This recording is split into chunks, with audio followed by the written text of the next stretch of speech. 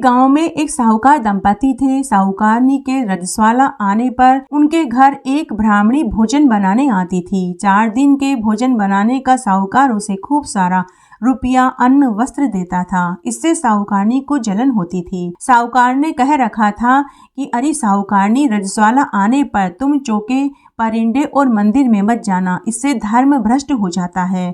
तब एक बार साहूकारनी ने एक उपाय बनाया। उसने अपने पति से कहा कि आप ब्राह्मणी को मेरी रजस्वाला के समय पर भोजन बनाने के लिए मत बुलाना, क्योंकि मेरी छोटी बहन ने कहा कि वो भोजन बनाने आ जाया करेगी।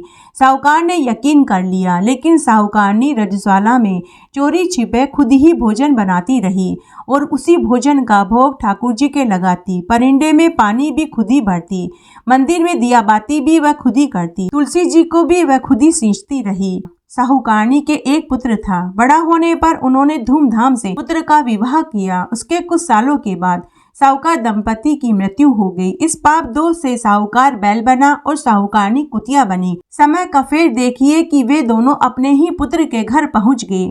पुत्र बैल से खेतों में खूब काम करवाता तो कुतिया घर की रखवाली करती।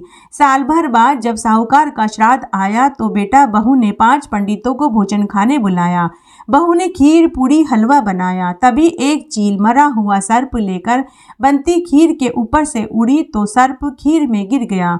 कुतिया ने देख लिया। कुतिया ने सोचा कि यह खीर पंडितों के साथ मेरे बेटा बहू पोते पोती भी खाएंगे तो मर जाएंगे। तो कुतिया ने खीर में मुंह डाल दिया, जिससे उसका मुंह जल गया। बहू ने देख लिया।